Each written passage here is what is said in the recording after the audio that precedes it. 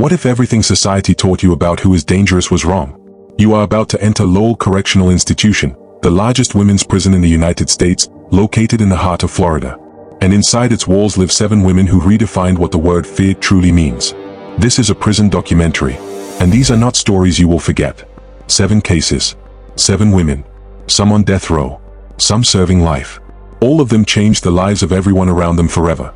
By the end of this documentary, you will understand one thing clearly: danger has no gender.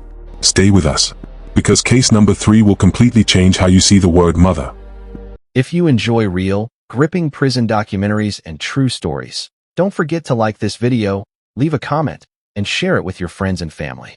Hit that subscribe button and turn on notifications so you never miss more shocking and exclusive content.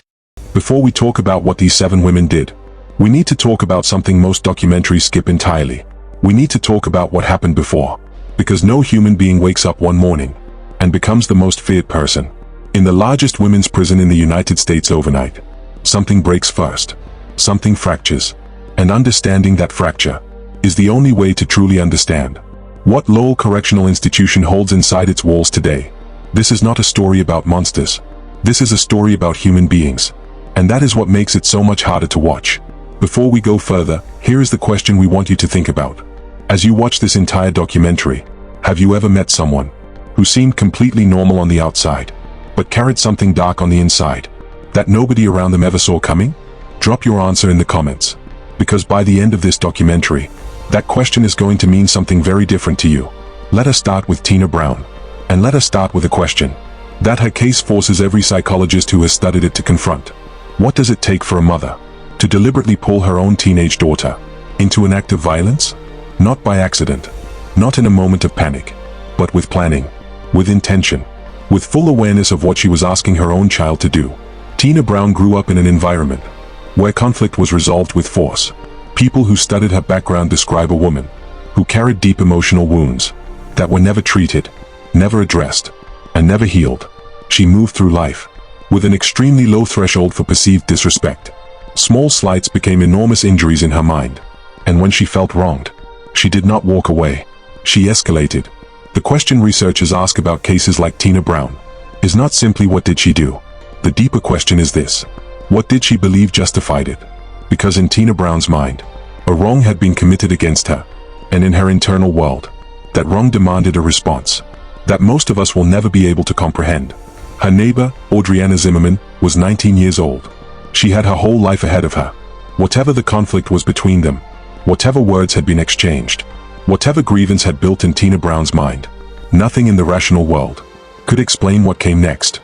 Brown did not confront Zimmerman in a moment of anger.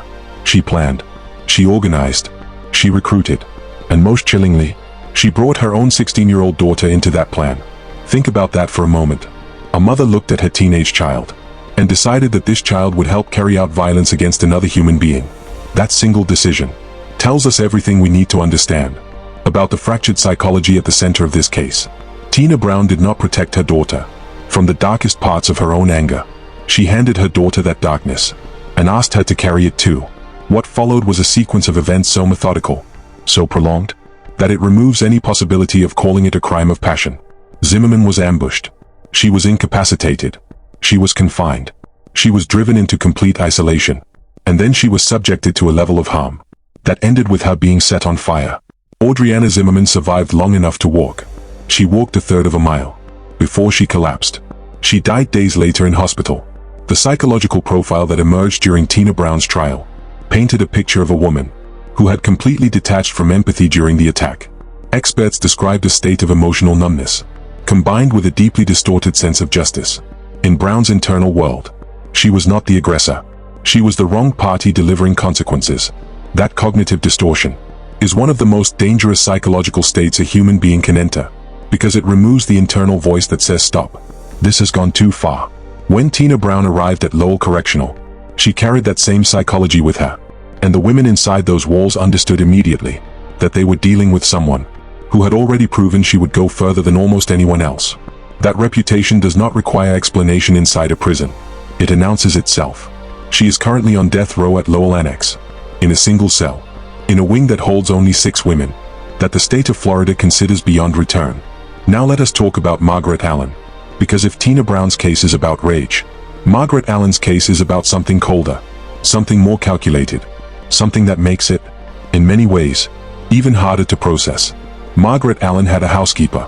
Her name was Wenda Wright. Wenda was not just an employee. She was described by people who knew them both as a friend, a neighbor, someone who had been welcomed into Margaret Allen's home, someone who had been trusted. And in 2005 in Brevard County, Florida, that trust became the very thing that made Wenda Wright vulnerable. A purse went missing. $2,000 was gone. And Margaret Allen decided, without proof, without evidence, without a single confirmed fact, that Wenda Wright had taken it. Now here is where the psychology of this case becomes important. Because most people, when they believe someone has wronged them, confront that person. They argue. They demand answers. They end the relationship. They move on. Margaret Allen did none of those things. What she did instead reveals a mind operating from a place that researchers describe as a profound inability to tolerate any perceived loss of control. When Wenda Wright denied taking the money, Allen did not accept that answer. She did not investigate further. She did not call the police. She decided that denial itself was the final provocation. What followed happened inside that home. Allen beat Wright. She then retrieved household chemicals, including bleach, and forced them down Wright's throat. She taped Wright's mouth shut, and she strangled her to death with a belt. Wenda Wright died in the home where she had worked, in the home where she had been called a friend. Over $2,000 that was never proven to have been stolen at all. The psychological examination of Margaret Allen revealed something that experts found deeply significant. There was no history of explosive violence, no pattern of public aggression, no prior incidents that would have marked her as someone capable of this level of harm. She presented to the world as a composed, functioning adult. And that is the part of this case that the researchers keep coming back to, because it raises a question that has no comfortable answer. How many people do we pass every day who are carrying something this dark, completely hidden beneath a calm surface? Margaret Allen is currently on death row at Lowell Correctional, and the women who share that institution with her describe her in terms that reflect not loud aggression, but something quieter, something that, in many ways, commands more fear. Now we come to Tiffany Cole, and this is the case where the fracture becomes almost impossible to understand. Because Tiffany Cole did not come from an obvious place of trauma. She did not grow up visibly broken. She was, by every outward measure, an ordinary young woman. She played the flute. She was a Girl Scout. She was a cheerleader. And in 2005, she helped plan and carry out the kidnapping and live burial of two people she knew. Carol and Reggie Sumner were 61 years old. They were her family's neighbors. They were not strangers. They were not enemies. They were familiar faces. People who had lived near her family. People she had grown up around. The motive was money. The plan was to access their bank accounts. And the plan required that Carol and Reggie Sumner disappear permanently.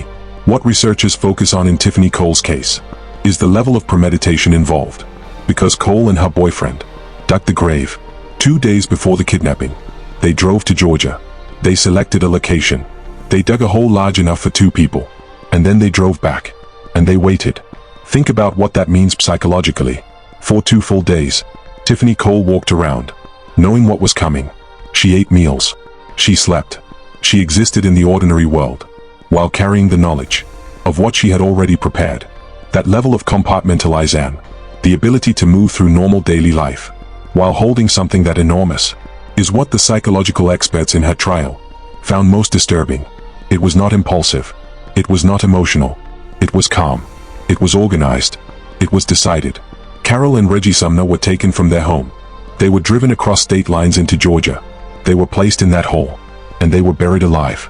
Medical examiners determined that both of them died from suffocation, as the dirt filled their lungs. Tiffany Cole was sentenced to death. That sentence was later overturned, and she now serves life in prison at Lowell Correctional. And the question that her case leaves open is the one that keeps criminologists up at night. If someone this apparently normal, this outwardly ordinary, this completely unremarkable, can plan and execute something like this, what exactly are we looking for when we try to identify danger before it happens? Now we come to a case that is older than the others, a case that stretches back decades, a case that became one of the most infamous in the entire history of Miami. Ana Maria Cardona and a little boy the world came to know as baby Lollipops. In 1990, the body of a small child was found in the bushes in front of a mansion in Miami Beach. He was 3 years old. He was emaciated. His small body showed signs of prolonged abuse. He was wearing a shirt with a lollipop design on it. And because nobody knew his name, investigators and the media called him Baby Lollipops. It took time before authorities identified him as Lazaro Figueroa, the son of Ana Maria Cardona, a woman who had made a decision that the people responsible for studying human behavior still struggled to categorize cleanly. She had chosen, over an extended period of time, to cause her own child harm, rather than protect him. The psychological examination of Ana Maria Cardona focused heavily on her relationship with her partner at the time, who participated in the abuse. Experts described a dynamic in which Cardona's bond with her partner overrode every other attachment, including the most fundamental attachment a human being is biologically wired to have: the protection of her own child. Ana Maria Cardona became the first woman in Florida history to be sentenced to death for killing her own child. She went through 3 trials. She received 2 death sentences, both of which were overturned on appeal. She now serves life in prison, and she has maintained her position throughout decades of legal proceedings, in a way that has kept her case continuously active in the public consciousness. She has been at Lowell Correctional for over 30 years, 3 decades inside the same institution, and her case remains one of the most discussed, most debated, and most psychologically complex cases in the history of Florida's criminal justice system. Now here is the question we want you to sit with as we move into the second half of this act. We have looked at 4 women so far, 4 completely different backgrounds, 4 completely different psychological profiles, 4 completely different types of fracture, and yet all 4 ended up in the same place, the same institution, the same walls, the same death row wing. So here is the question for the comments. Do you believe that people like this are born this way? Or do you believe that something in their environment created them? Leave your answer below, because the next 3 cases are going to challenge whatever answer you just gave. There is a moment that every person who enters Lowell Correctional Institution experiences. It does not matter who you are. It does not matter what you did. It does not matter how prepared you think you are. There is a moment when those doors close behind you and the sound of the outside world disappears completely. And in that silence something shifts. Something in the mind recalibrates. Because the body understands before the brain does that this is now your world. These walls. These corridors. These rules. This system. Lowell Correctional Institution is not just the largest women's prison in the United States. It is a city. A fully functioning society built entirely around confinement. Nearly 3,000 women live inside its perimeter. 3,000 individual stories. 3,000 individual fractures. All compressed into one institution in the heart of Florida. And like every society, it has its own hierarchy, its own economy, its own unwritten rules that exist completely separate from the official rulebook handed to every incoming inmate on their first day. And at the very top of that unofficial hierarchy sit the women whose cases we have been studying. Women whose crimes were so severe and so widely known that their reputations arrived at Lowell before they did. To understand how a prison system like Lowell functions, you first have to understand what it was designed to do. On paper, the mission is rehabilitation and public safety. The state of Florida built Lowell to house women who could not safely remain in general society. It was designed with classifications that separate inmates by the severity of their crimes and the level of risk they are considered to present. At the lowest end of that classification system, you have women serving short sentences for non-violent offenses. At the highest end, you have the death row wing of Lowell Annex 6 single cells.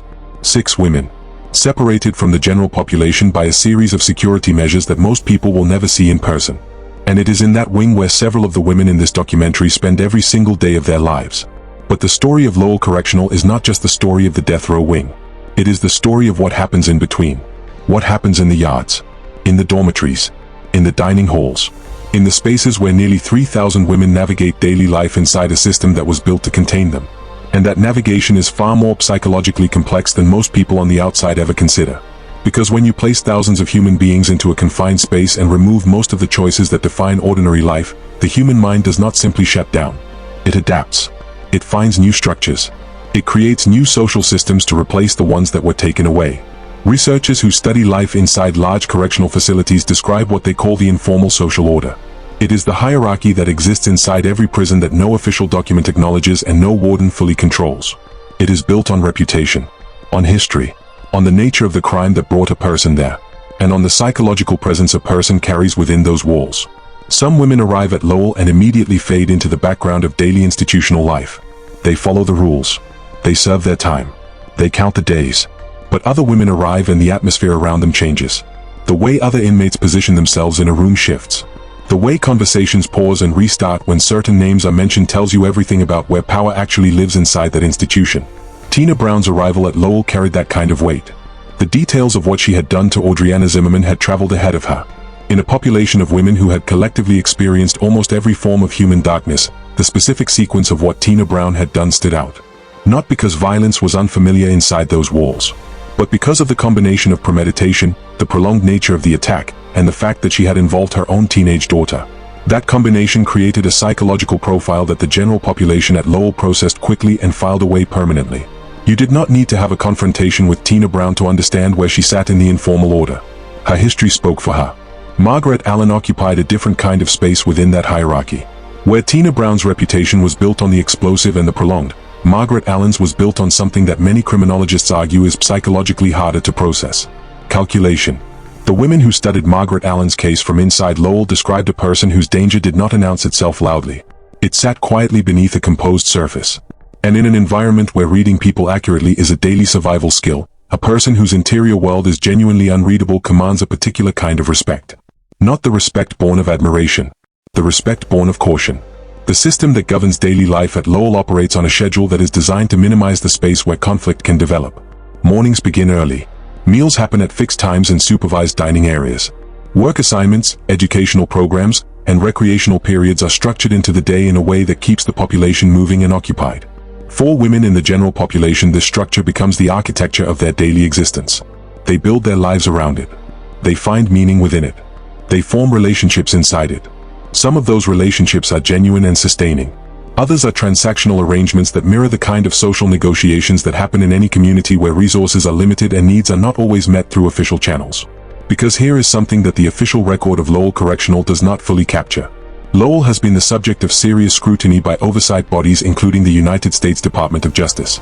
Investigators and advocates who examined conditions inside the institution documented a pattern of concern serious enough to draw national attention. Women inside Lowell described an environment where the gap between the official promise of rehabilitation and the daily reality of institutional life was significant. Where access to adequate medical care, mental health support, and basic dignified treatment was not always consistent. Where the weight of confinement pressed down in ways that went beyond the simple removal of physical freedom. And this is where the story of Lowell Correctional connects to something that goes far beyond Florida. Far beyond the United States. Because every developed nation on earth is grappling with the same fundamental question about what a prison is supposed to be. Is it punishment? Is it protection? Is it rehabilitation? Is it all three simultaneously? And if it is all three, how do you build a system that genuinely achieves any of them when the human beings inside it arrive already carrying levels of psychological damage that the system itself is not equipped to address? The researchers who study women in prison specifically point to a pattern that appears consistently across institutions like Lowell. The majority of women who enter the criminal justice system carry histories of trauma that predate their crimes. Histories of abuse, of neglect, of exposure to violence in their earliest years, of mental health conditions that were never diagnosed and never treated. And the prison system, as it currently exists in most parts of the world, is not designed as a trauma treatment facility. It is designed as a containment facility, which means that the very thing most likely to drive the behavior that brought these women inside those walls is the thing least likely to be addressed while they are there. This does not excuse what the 7 women in this documentary did. Nothing in this act is intended to diminish the reality of what their victims and their victims' families experienced. But understanding the system means understanding all of it. The crimes, the psychology behind them, the institution designed to hold the people who committed them, and the larger question of what society does next. Because Lowell Correctional does not exist in isolation. It exists at the end of a chain of systems. Educational systems, mental health systems, social support systems, economic systems. And when those earlier systems fail, Lowell is where the consequences ultimately land. Emilia Carr entered that chain of systems carrying a psychological profile that researchers found genuinely difficult to categorize. She had an IQ of 125. She was, by measurable academic standards, highly intelligent. And yet the decisions she made in the period leading up to the death of Heather Strong suggest a person whose emotional intelligence and whose capacity for moral reasoning were operating at a completely different level than her raw cognitive ability. Experts who studied her case described a woman who had compartmentalized her emotional life to such a degree that the normal checks that prevent most people from crossing certain lines had become essentially non-functional. She was 8 months pregnant when the crime occurred. She is recorded on tape discussing what she did with a casualness that investigators and jurors found more disturbing than an expression of rage would have been. Because rage is at least understandable as a human state. The absence of visible distress in someone discussing serious harm to another person is something the human mind struggles to process. And that struggle is reflected in the way Emilia Carr's case was covered, debated, and ultimately adjudicated by the Florida courts. Linda Anita Carty brought an entirely different dimension to the story of Lowell Correctional. Because her case is not just a Florida story. It is an international story. Carty was a British citizen. She had worked as an informant for the United States Drug Enforcement Administration. She moved in circles that connected the world of law enforcement to the world of criminal enterprise in ways that her trial only partially illuminated. And in 2001 she orchestrated the kidnapping of her neighbor, 25-year-old Joanna Rodriguez, who had just given birth to a son. Rodriguez was suffocated inside the trunk of a car. Her newborn was taken. Carty's stated motivation, as it emerged through the legal proceedings, was her desire for the child. The British government became involved in her case at the highest levels. Her legal team argued for years that her trial had been fundamentally flawed. The case drew attention from human rights organizations across Europe. And yet through all of it, through all the appeals and the international advocacy and the diplomatic pressure, Linda Anita Carty remained at Lowell Correctional, in the death row wing, in a single cell. And then there is Aileen Wuornos, whose name requires no introduction in any country where true crime has ever been discussed. Wuornos is the figure that the popular imagination most readily reaches for when it tries to picture a dangerous woman. She has been the subject of films, documentaries, books, and academic studies. She was executed by the state of Florida in 2002. But before that execution she spent years at Lowell. And the psychological portrait that emerged from her time there and from the extensive interviews she gave before her death is one of the most studied and most debated in the entire history of criminal psychology. Wuornos killed 7 men along Florida highways between 1989 and 1990. She claimed self-defense on every single count. She argued that each of those men had attacked her first. The courts rejected that argument. But the researchers who have spent the decades since her execution studying her case are not uniformly dismissive of the psychological reality she described. What they consistently identify is a woman who had experienced a level of trauma across her entire life that had fundamentally altered her perception of threat. Who saw danger in situations where others might not. Who responded to perceived threat with a lethality that reflected the world she had grown up in rather than the world she was actually operating in. None of that changes the reality for the families of her victims. 7 families who lost someone on a Florida highway and who have had to live with that loss through decades of media coverage and public fascination with the woman who took their loved ones. But it does add a layer of psychological complexity to the story of Lowell Correctional that is essential to understanding what that institution actually holds.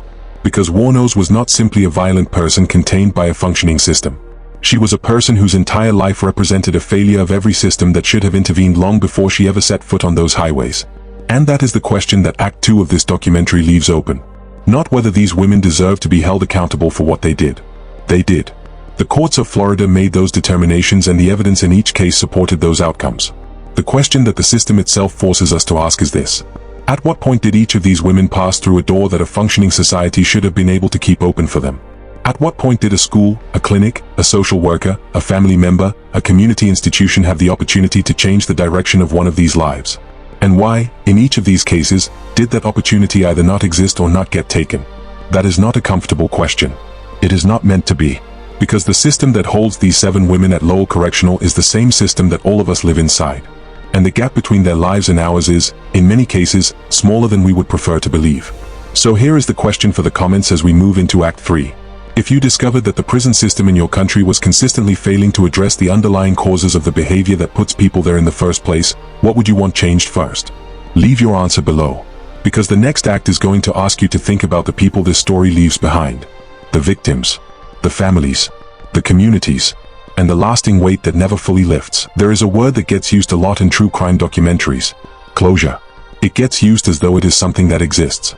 As though there is a point that victims' families eventually reach where the weight of what happened lifts enough to let them breathe normally again. As though the legal process, the verdict, the sentencing, the cell door closing on the person responsible, somehow completes a circle that the crime broke open. But the families connected to the 7 cases in this documentary will tell you something different. They will tell you that closure is not a destination. It is a word invented by people who have never had to live inside one of these stories. The scar that violent crime leaves behind does not follow a predictable shape. It does not heal on a schedule. It does not respond to the passage of time the way a physical wound does. Researchers who study the long-term psychological impact of violent crime on surviving family members describe something they call secondary traumatization. A condition in which the people connected to a victim experience trauma responses that mirror in many ways the responses of direct survivors. Nightmares. Hypervigilance.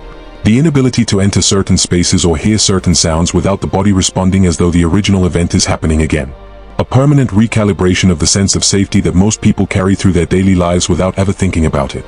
For the family of Audreanna Zimmerman, the young woman Tina Brown targeted, the scar has a specific shape. It is the shape of a 19-year-old life that ended before it had the chance to become what it was going to be.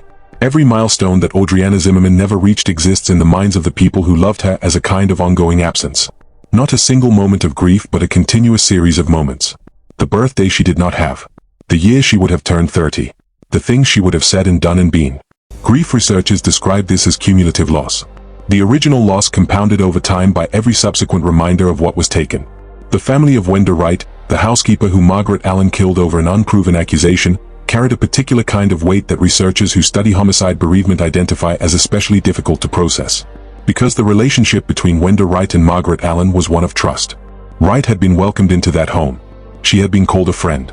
And the betrayal embedded in that fact adds a psychological layer to the grief that pure stranger violence does not create.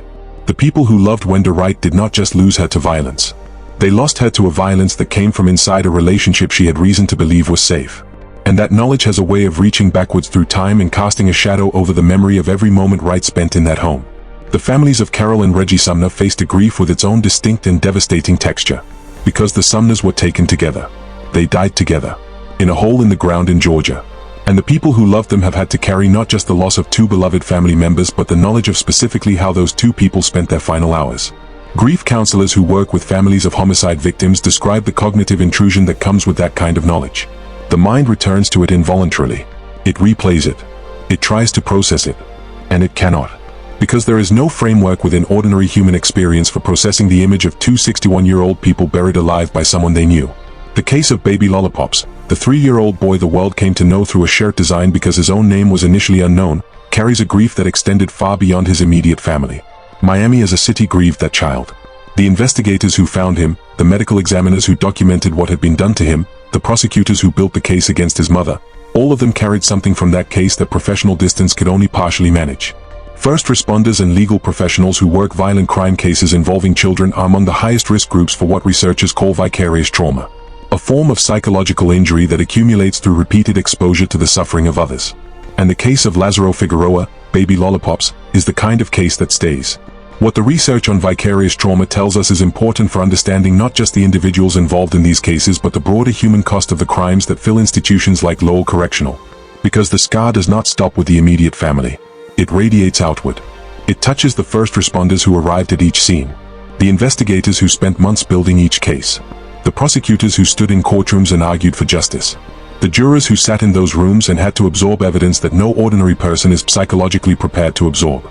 The judges who handed down sentences and then went home to their families and tried to leave what they had heard in the courtroom. All of these people carry something. And the system that asks them to carry it does not always provide adequate support for the weight of what it has asked them to hold. Emilia Carr's victim, Heather Strong, left behind people who have had to navigate a particularly complex grief landscape.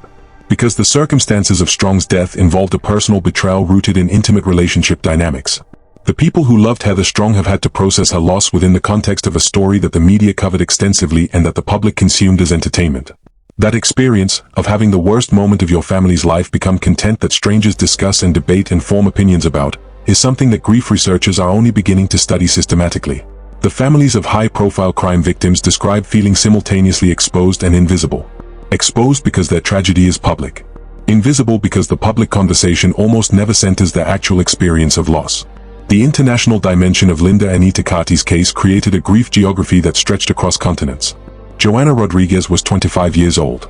She had just given birth.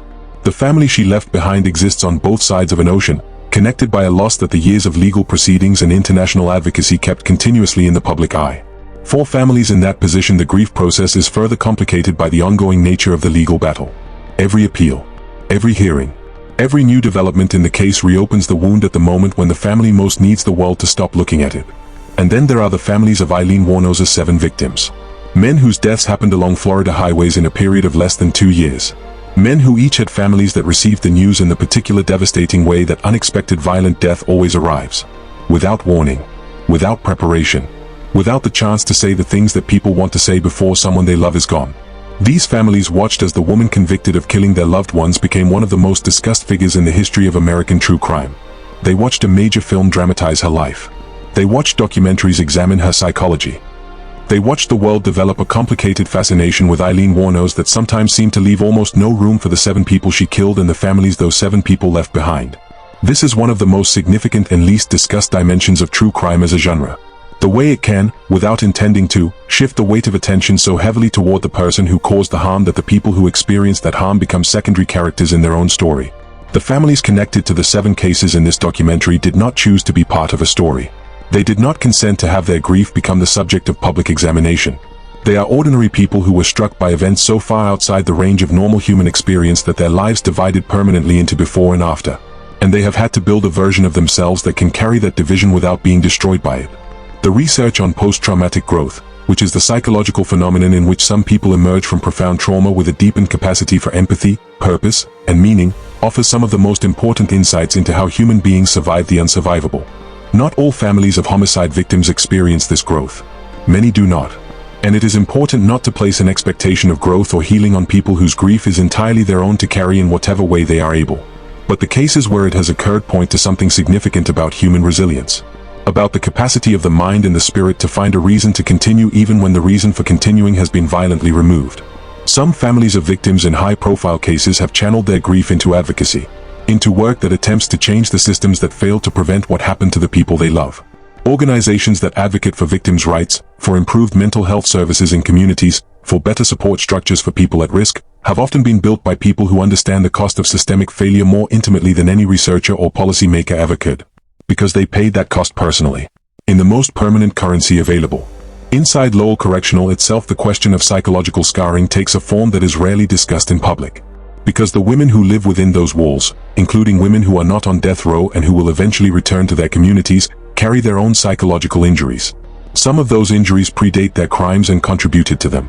Some were deepened by the experience of incarceration itself. And some are the product of the gap between what the correctional system promises and what it actually delivers in terms of mental health support, trauma treatment, and genuine preparation for reentry into a world that has continued moving while they have been standing still. The recidivism rate, which is the rate at which people who leave prison return to it, is one of the most closely studied numbers in criminal justice research. Think of it like a revolving door. A person exits prison, re-enters the community, and within a few years finds themselves back inside the system. That revolving door does not spin because the people going through it are fundamentally unreachable.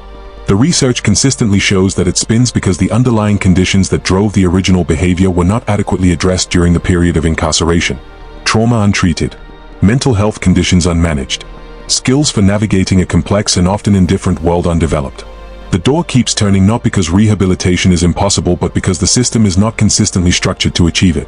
For the 7 women at the center of this documentary, the question of reentry does not apply in the same way. Several of them will never leave Lowell Correctional. The nature of their crimes and the sentences attached to them have resolved the question of their return to the community permanently. But the system that holds them exists within a larger correctional framework that touches hundreds of thousands of lives. And the psychological health of that system, its capacity to genuinely heal rather than simply contain, matters enormously for the families of future victims. For the communities that will receive women leaving Lowell after shorter sentences. For the children of incarcerated mothers who are themselves at elevated statistical risk of contact with the criminal justice system if the cycle is not interrupted. The children. That is perhaps the deepest scar of all in this story. Because several of the cases in this documentary involve children in ways that extend the psychological damage across generations. Tina Brown's daughter was 16 years old when she was pulled into her mother's crime. Whatever the legal outcome for that teenager, the psychological reality of her participation in what happened to Audreanna Zimmerman became part of her formation as a human being. Research on adolescents who are exposed to or involved in parental violence describes developmental disruptions that can reshape the entire trajectory of a young person's life. The capacity for healthy attachment. The ability to regulate emotion. The development of a moral framework capable of resisting the kind of pressure that a parent's influence can exert. All of these things are put at profound risk when the adult who is supposed to model healthy human behavior instead models something that belongs in a prison. And baby Lollipops never had the chance to carry a scar at all. His story ended before it had properly begun. And the scar from his case is carried entirely by the world that found him. By the investigators. By the community. By the millions of people who have read his story over the decades since 1990 and felt something shift in their understanding of what human beings are capable of doing to the most vulnerable among them. So here is the question for the comments as we move toward the final act of this documentary. When you think about the families connected to these 7 cases, what do you think the justice system most consistently fails to provide them? Is it acknowledgement? Is it support? Is it speed? Is it protection from being re-traumatized by the ongoing legal process? Leave your answer below, because the final act of this documentary is going to ask you the deepest question of all. Not about these 7 women, not about their victims, but about what all of us choose to do with what we have just learned. A long way in this documentary. We started at the gates of Lowell Correctional Institution. We walked through the psychology of 7 women whose names are now permanently written into the criminal history of the state of Florida. We examined the system that holds them. We sat with the families who carry the weight of what those 7 women did. And now we arrive at the place that every honest documentary about human darkness eventually has to reach. The place where the facts end and the deeper question begins. Here is that question, and it is not a comfortable one. When a society builds a prison as large as Lowell Correctional, fills it with nearly 3,000 women, places 7 of its most severe cases in a death row wing with 6 single cells, and then steps back and calls the matter resolved, what exactly has it resolved? The women are contained. The public is protected.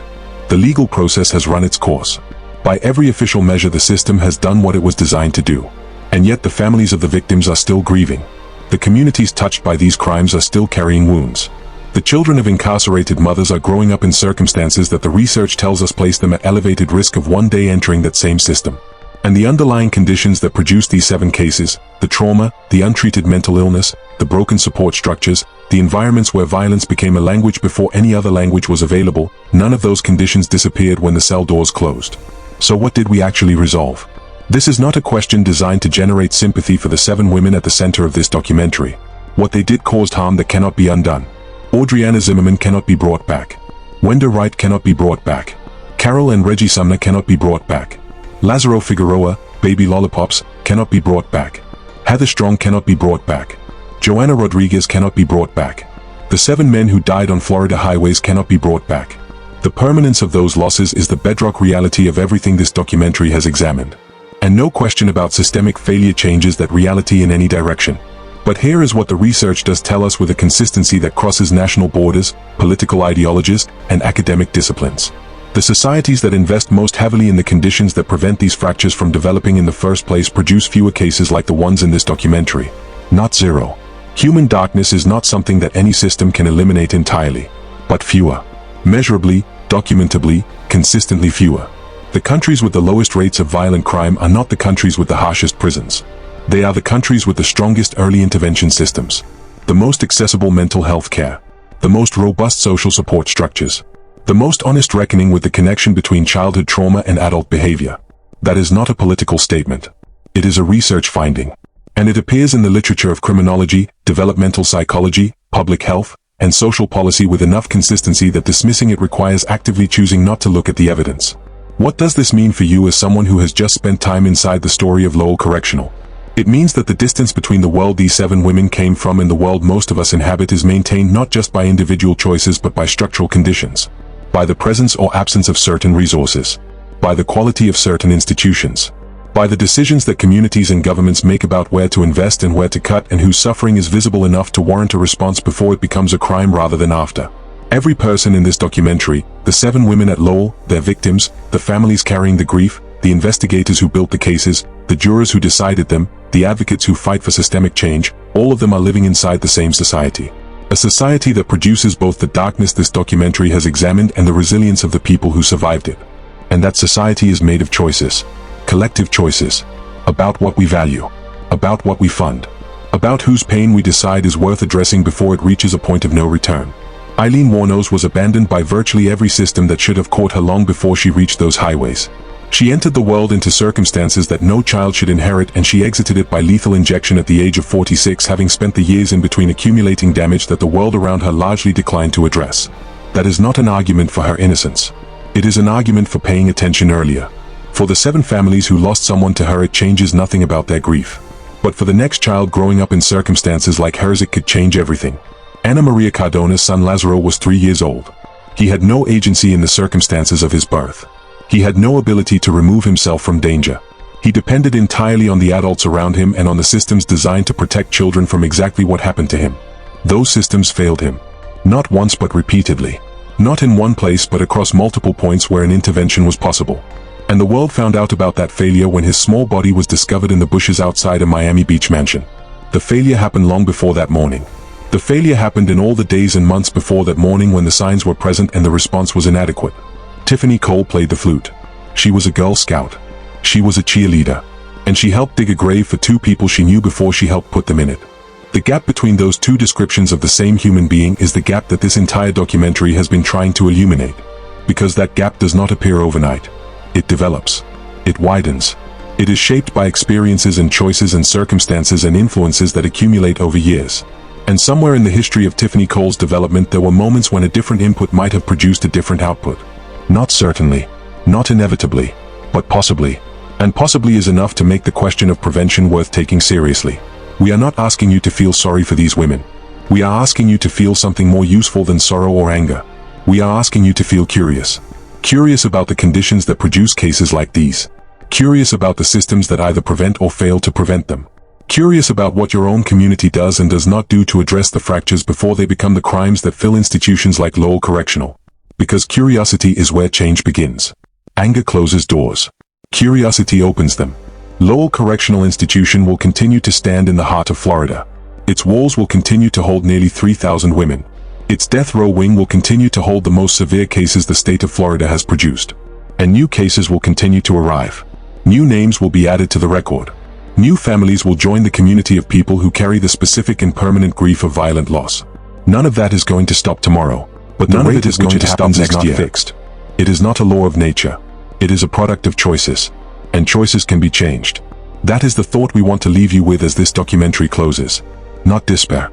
Not outrage. Not the comfortable numbness of having consumed a story about people very different from yourself in circumstances very distant from your own life. But the slightly uncomfortable recognition that this story is not as distant as it appears. That the systems it exposes are systems you live inside. That the gaps it reveals are gaps that exist in communities like yours. And that the question of what fills those gaps before the next fracture happens is a question that belongs to all of us. 7 women. 7 cases. 1 institution. And a question that does not end when this documentary does. What will you do with what you now know? Leave your answer in the comments. Share this documentary with someone who needs to ask the same question. And if this story moved you in any direction at all, the most important thing you can do is stay curious. Because the children who will either become the next cases in a documentary like this one or will never appear in one at all are growing up right now. And the difference between those two outcomes is being shaped today. In decisions being made today. In resources being allocated or withheld today. In attention being paid or withheld today. That is the deep thought. That is the question that does not close.